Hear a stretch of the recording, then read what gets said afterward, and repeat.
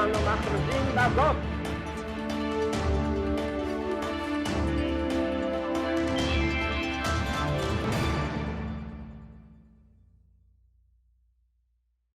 Hello again, this is Barry Shaw, and this is The View from Israel. I'm going to promise you a spectacular show today because I have a very special, unique guest. I'd like to introduce you to Avner Avraham, the creator of SpyLegends. Welcome to The View from Israel. Avner, thank you for being my guest today. Thank you very much.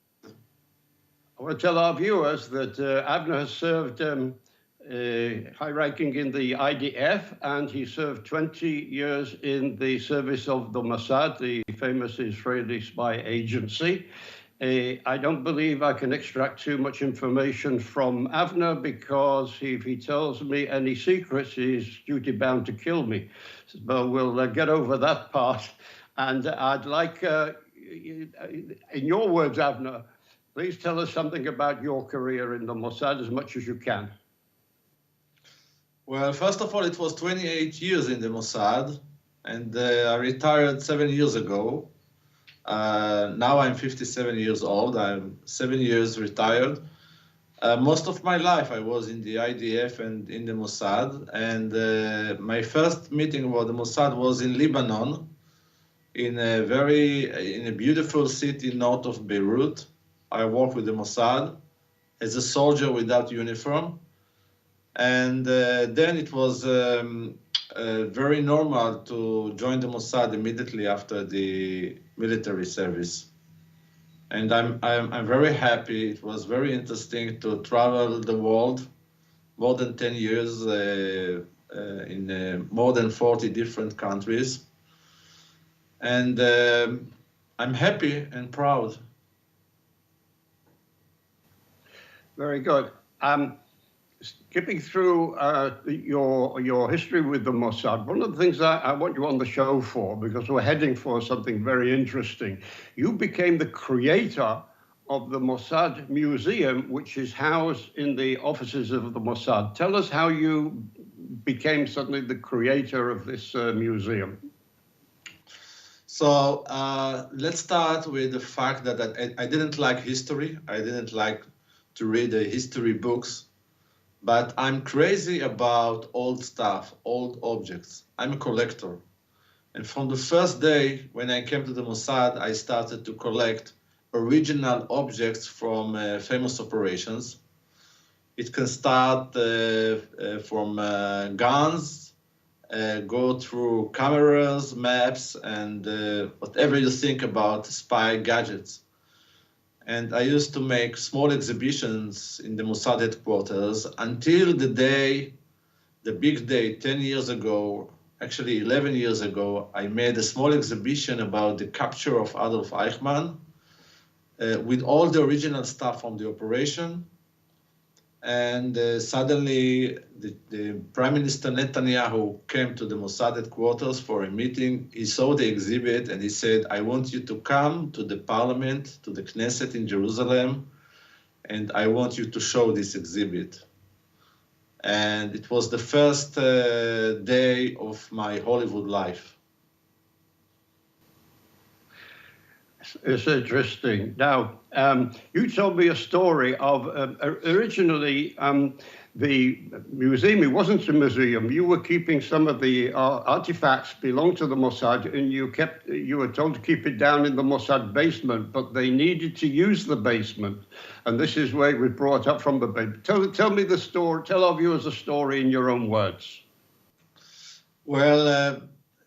As you know, we don't have extra rooms in any big organization. You always need the space for the employees. So I decided to start my exhibitions in the Mossad basement. That's used also for as a shelter against missiles from Gaza.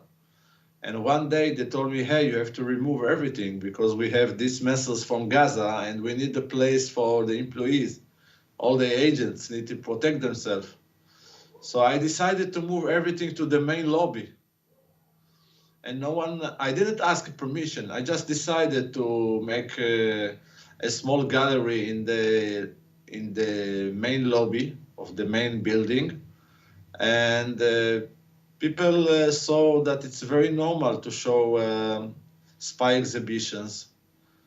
And after the big success of Operation Finale, the chief of Mossad, Tamir Pardmo, asked me to create and to build a museum for the Mossad. So it was my last job, 3 years before I retired, to build a museum. I understand the museum isn't open for the public, which is sad because I think the public would be fascinated by it. Let me come on to something you just mentioned, Operation Finale. You have a lot of the original and up till now fairly secret information and documents in your archives relating to the capture of Adolf Eichmann. Can you tell us about both Operation Finale, the movie, and also the documents that you have and the evidence and information that's really not been shared by the public? Ladies and gentlemen, this is probably going to be the first time you're going to hear some information regarding the capture of Eichmann you've never heard before. Go ahead, Avner.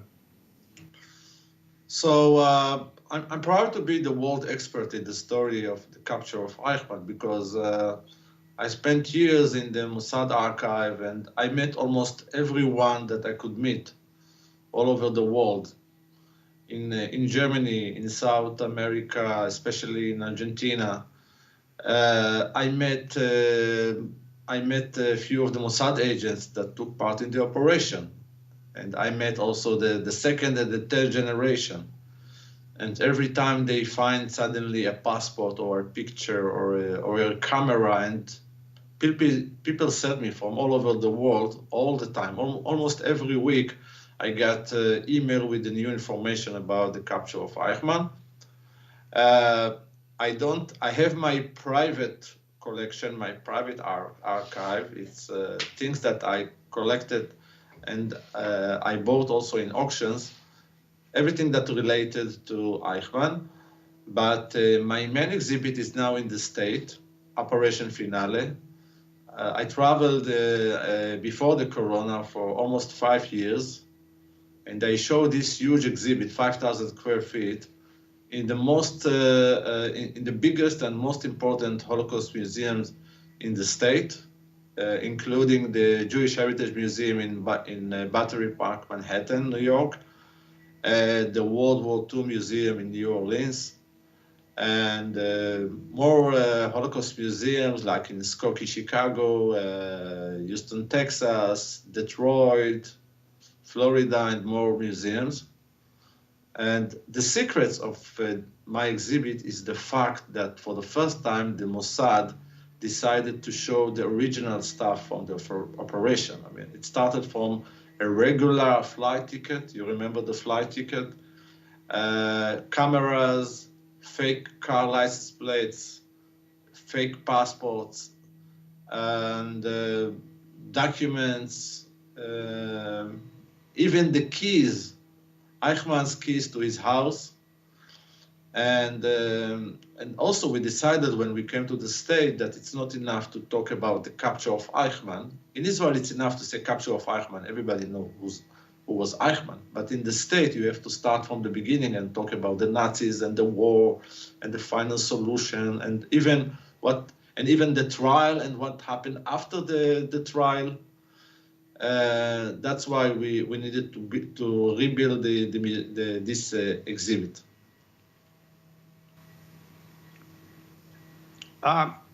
You also became the consultant for the Hollywood movie Operation Finale with the British actor Ben Kingsley playing the role of Adolf Eichmann. Tell us about how they reached out to you to be the consultant and your experience on the movie set. Okay, so first of all, it was great to work with Ben Kingsley, Oscar Isaac, and especially with Chris Weitz, the director, and Matthew Orton, the British guy that wrote the script for this great film. but it was too late for me because I found out about this when they already started to find the actors and to almost start shooting the film. But I try to change some things in the film because it's a feature movie. It's not a documentary.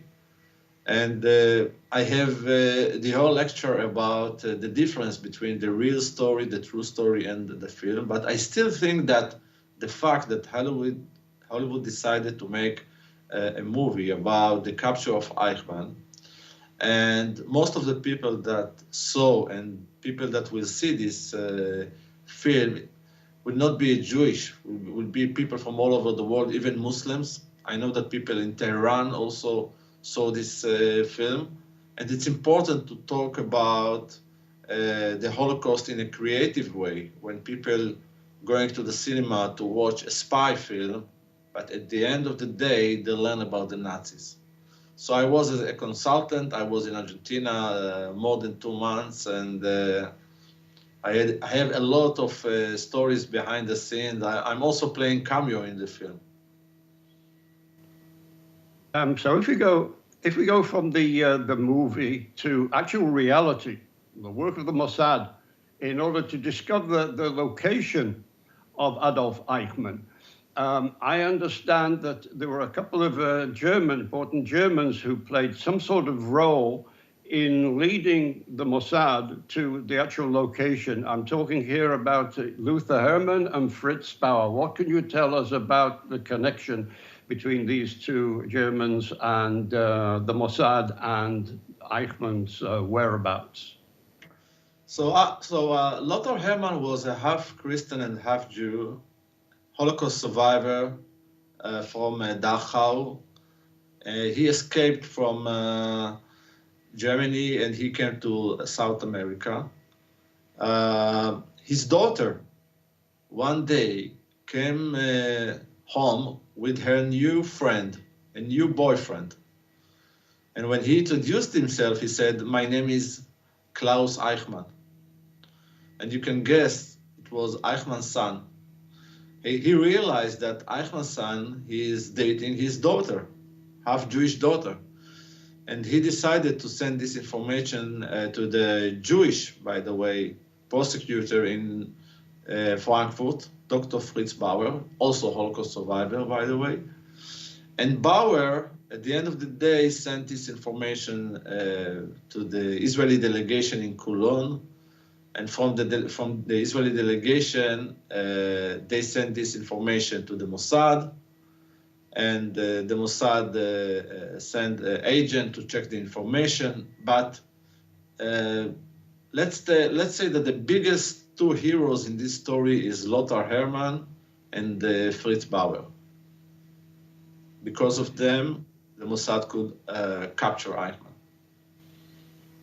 Yeah, I understand, though, that the Mossad, acting on the tip box into the information, went to one address, but it turned out that it wasn't the address that Eichmann was living at the time. He was living close by in another location, but the fact that he came back with the wrong address sort of poured water on the hunt for Eichmann. What can you tell us about that aspect, about the location, and actually tracking down the house where they actually lived? Well, it wasn't a wrong address. It was a previous address. So when the Mossad came, the Eichmann's family already escaped to the new address, the Garibaldi Street, like the famous book, The House in Garibaldi Street. So they lived, before Garibaldi, they lived in Olivos, in Chacabuco Street.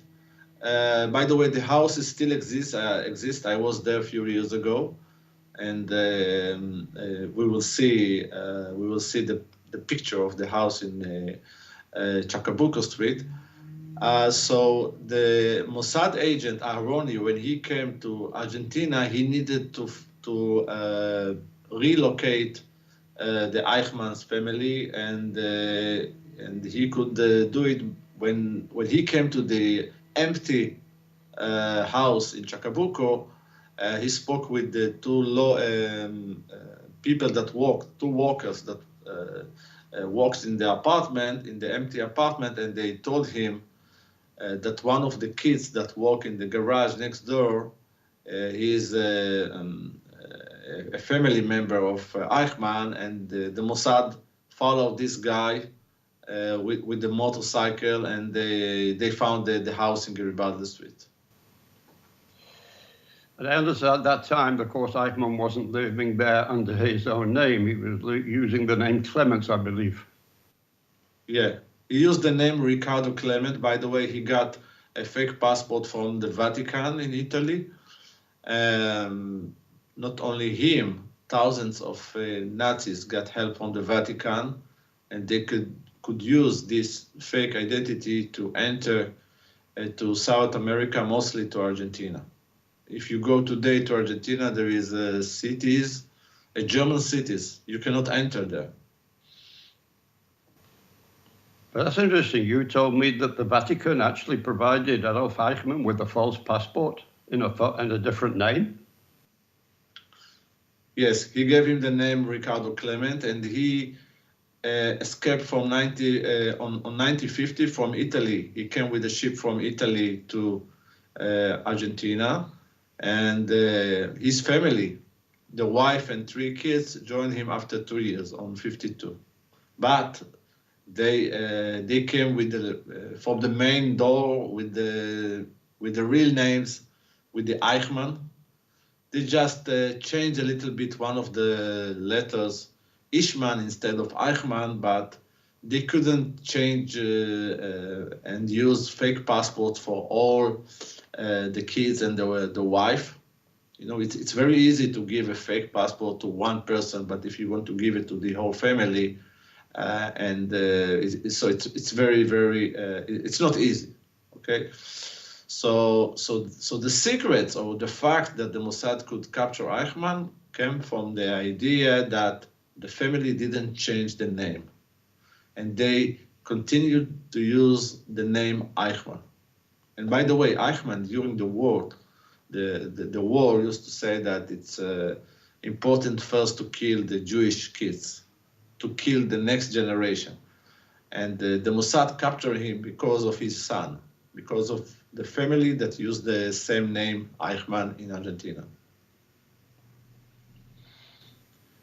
Now, I don't want to disclose your exact location of where you live, where you have your office, because again, you might have to kill me after this and we have to delete the video, but you live not far from Herzli Pitar. Tell us about the role that the Sharon Hotel in Herzli Pitar plays in the story, because I think some of the people watching this have probably even stayed at that hotel. Okay, so the Sharon Hotel is not so fancy, is not so special, but it's an old hotel in Herzliya, and there is a lot of spy stories that related to this hotel. We will talk about it in the future, about Idi Amin Dada, the president of Uganda, and the Operation Entebbe. But on 59, Fritz Bauer, the prosecutor, came from Germany, and he met the chief of Mossad and a few Mossad agents in Sharon Hotel in Herzliya. He came with additional information. He came with the picture of Eichmann, and he came with new details about the name, and the name Riccardo Clement. He came with the name Riccardo Clement, and he told the Mossad, don't try to locate Eichmann, try to locate Riccardo Clement. This is the false identity that Eichmann used. So it was also a big help for the Mossad. It was additional information. And by the way, there is a lot of news around the world from the last year that the main source was a German guy. It's not true. It's not true. The main source of our story was the love story between the half-Jewish girl and Eichmann's son, the daughter of Lothar Hermann. Interesting. Interesting. What could you tell us about the actual capture and removal from Argentina secretly we saw the movie, but maybe you can share with us one or two little anecdotes of what really happened there. How was he captured? How was he managed to be secreted, basically, out of Argentina? Well, we are talking about 1960. It's 15 years after the war, the end of the war. I think that he didn't try to hide himself, and he got a routine. And you know, if you want to be spy one day, it's not too late. You have to find a routine. You have to find a routine of the person that you want to capture. And if you see that he's coming, for example, Eichmann used to come every day at 7:30 p.m. He worked for Mercedes as a manager, and he came with bus number 2 or 3. And the Mossad team decided to wait for him near the bus station. And so it was very easy. They came with 2 cars and waiting for him. Of course, in the same day, he got something at work and he came late, but they decided to wait for him. He came a few minutes after 8 p.m. They captured him. They took him to the safe house. They questioned him. And when they questioned him, they undressed him, covered his eyes, and asked him a routine questions like, what is the color of your hair? What is the color of your eyes, the size of your shoes? And suddenly they asked him, what is your Nazi ID number? And they gave him an order like a Nazi officer. What is your number? And he gave the right the number, the real number, because he gave it automatically. He didn't think about using a different number. He just gave the real number. And he said, yes, I'm Adolf Eichmann, and I would like a glass of red wine. Red wine. And Red I suppose you served him red wine, or was it water? Well, they got a kiddush, a Jewish kiddush wine, and they gave him a glass of wine. And it was a big success, because at the beginning they knew that he's probably Nazi, but the main goal is to bring Eichmann, because Eichmann, we cannot say something good about Eichmann. The only thing that was good is the fact that he was a good example for the trial, because he was in charge of all the trains and schedule, and Eichmann's trial was very wide. They spoke about most of the camps, most of the places, and that's why it was better than finding a small Nazi that was a guard in a small camp. What I wanted to ask you, though, about the extraction from Argentina is that he wasn't sort of smuggled out on some covert private plane. He was put on a proper airline as not just a passenger, but he was always dressed him up with the story. I understand as a member of the flight team on a commercial aircraft. What can you tell us about how he was delivered past the Argentinian authorities onto the plane itself? Well, it was like a private plane, because El Al don't fly to Argentina even today. The Mossad asked El Al to publish and to make announcement about a new lovely destination, Buenos Aires. And the Mossad sponsored this flight. Mossad agents bought all the tickets to this flight. And it was almost empty plane when they flew to Argentina. So they decided to take a delegation, a special delegation headed by Abba Ibn, to celebrate with the Argentinian government the 150 years anniversary. And it's funny that Abba Even, the head of the delegation, didn't know that he is a part of all this fake delegation. He really thought that he was a minister without portfolio, and he thought that he is a part of a very special mission. So El Al landed in Argentina, and the Mossad smuggled him to the airport, smuggled Eichmann to the airport as a sick crew member. They took him directly to the plane, and all the rest is history.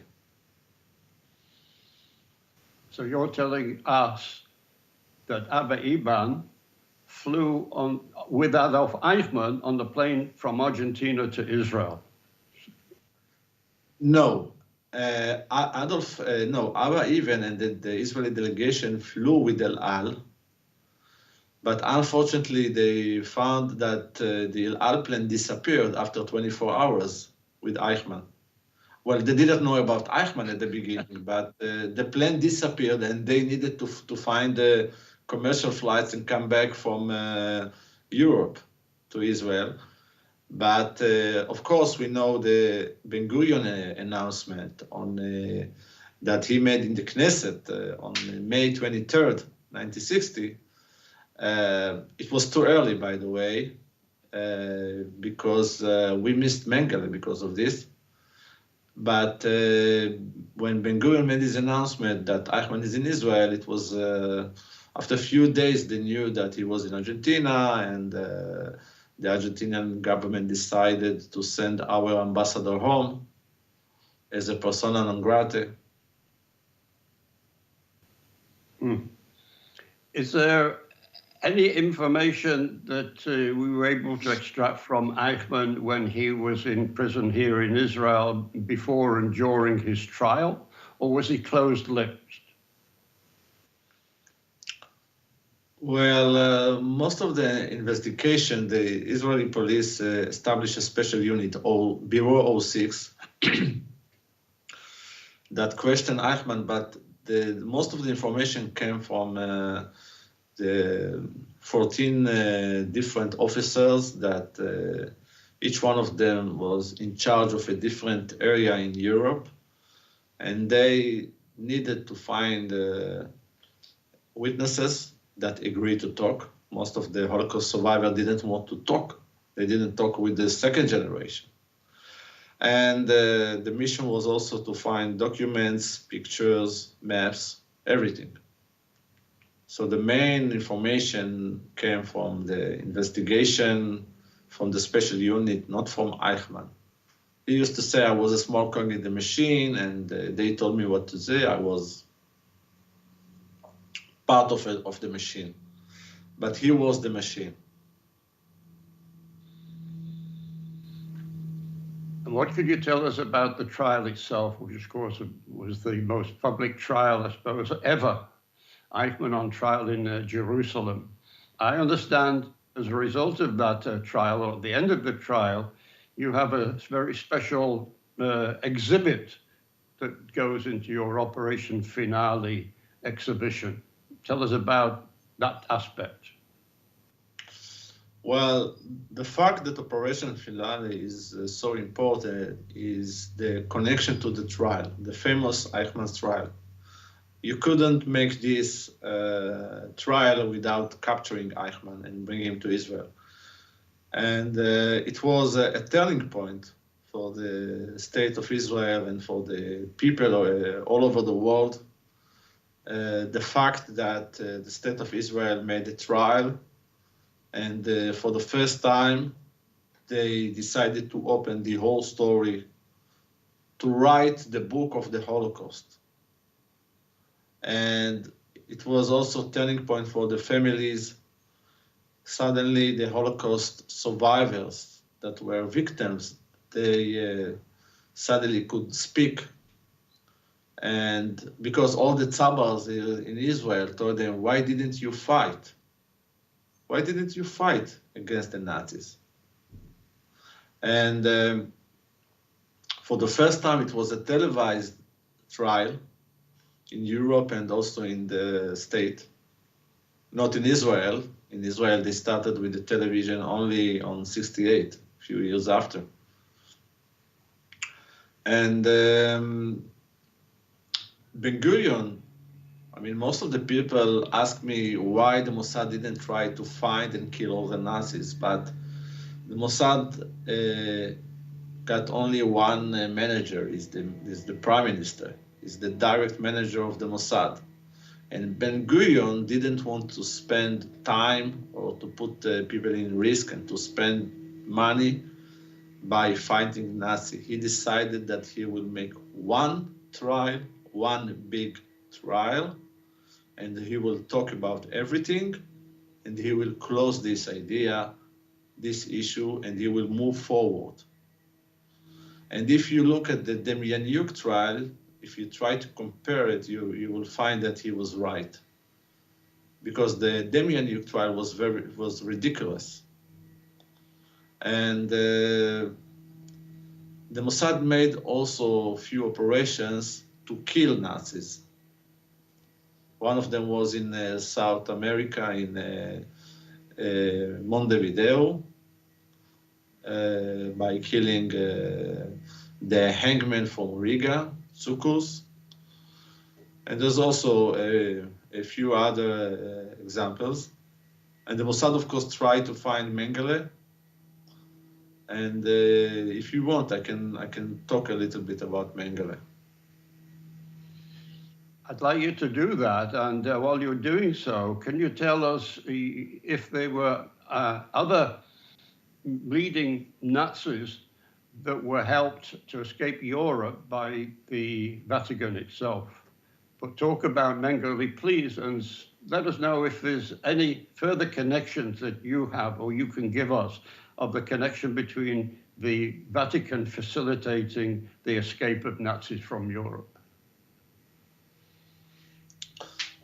Well, there is a book that Yuki Goni, my friend from South America, wrote about. Thousands of people escaped from Europe by the help of the Vatican. I don't know more examples about it, but I can tell you that the Mossad, the head of Mossad, came with the Mengele's address in Buenos Aires during the days that they needed to wait to El Al to land in Argentina to bring Eichmann to Israel. They planned that El Al will land after 3 days after the capture. But because of a technical problem, El Al got a 1 week delayed. So that's why they needed to stay with Eichmann almost 10 days instead of 3 days. It was very long, 10 days. So during these 10 days, the head of Mossad said, why don't we capture Mengele and bring him together with Eichmann? But the other agents told him that it's a crazy idea because the mission is to bring only one Nazi. And it's very difficult to smuggle one person to the airport. So you want now to smuggle 2 persons to the airport in the same time. Doesn't make sense. So they decided to wait. And after Eichmann will land in Israel, they will try to locate, capture, and smuggle Eichmann with a Zim ship. Zim, Z-I-M, it's a very big ship company, Israeli ship company. And for the capture of Eichmann, it was plan B. If something happened with the plane, they will bring him with the ship. So anyway, Ben-Gurion's announcement in the Knesset was too early. Actually, because of his announcement, the Mossad needed to cancel the Mengele operation. And I believe, as far as I know, that Ben-Gurion didn't know about Mengele. He didn't know that the Mossad decided to ask 3 agents to stay in South America to bring Mengele. And I think that Israel decided not to tell him, Israel, the head of Mossad, because Ben-Gurion didn't want, as I said, to deal with the Nazis anymore. So it was like a small, secret, private operation to try to kill Mengele or to bring him also to Israel. And again, the three agents saw one day in a newspaper, they were in Brazil, they saw the picture of Eichmann on the main, a big picture of Eichmann on the main page of the newspapers, and they knew that the story is out and they have to escape back to Israel. Which is a pity. There's a lot of Jews who suffered because of Mengele, and it was a pity we missed an opportunity there. I think this is a very important story. Soon, well, we're filming this a few days before International Holocaust Memorial Day, but I don't think we have to wait for one specific day every year to remind ourselves of the Nazis and other Jew haters and how important it is for our Jews to have their day in court. But just wrapping up, tell us something about the actual booth that Eichmann sat in the court in Jerusalem. Where is that booth now? So this glass booth now is in a museum, a Holocaust museum in the north of Israel, in Kibbutz Lochamei HaGetaot, the ghetto fighters kibbutz. And the famous prosecutor from the trial, from Eichmann's trial, Gideon Hausner, decided to give this glass booth as a gift to the museum. But when I made the exhibit 11 years ago in the Mossad headquarters, and Netanyahu asked me to come to the parliament, I decided also to come with the glass booth. So the glass booth came back from the kibbutz to Jerusalem. And then when we started to travel in the state, we decided also to pay and to bring the original glass booth. And it was one of the most amazing objects in the exhibit. And we decided to build a small courtroom that you can sit, and in the front of you, you'll see the glass booth, and you will see in a screen Eichmann's face, and you will see the witnesses in both sides in a very big screens, and you feel that you are part of the famous trial. So the trial was the second part of the Operation Finale exhibit.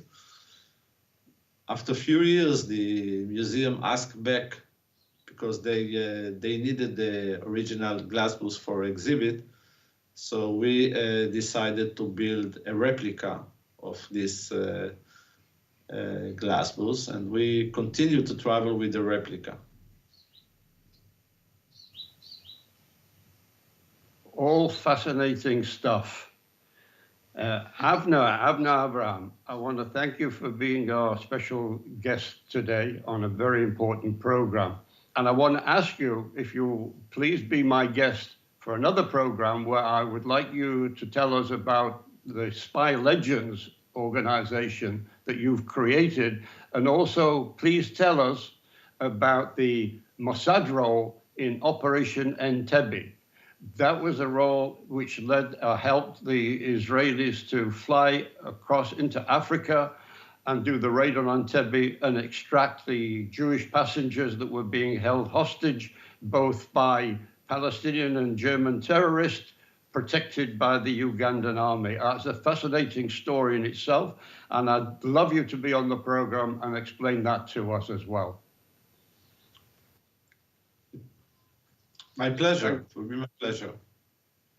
Thank you, Avner Avraham. Ladies and gentlemen, I hope you enjoyed this show. If you want to see this show again or the next video, please click the like button and also the subscribe button so that you could have the next video that I do with Mossad agent Avner Avraham of SpyLegends. Thank you for joining me. I'm Barry Shaw. This is The View from Israel.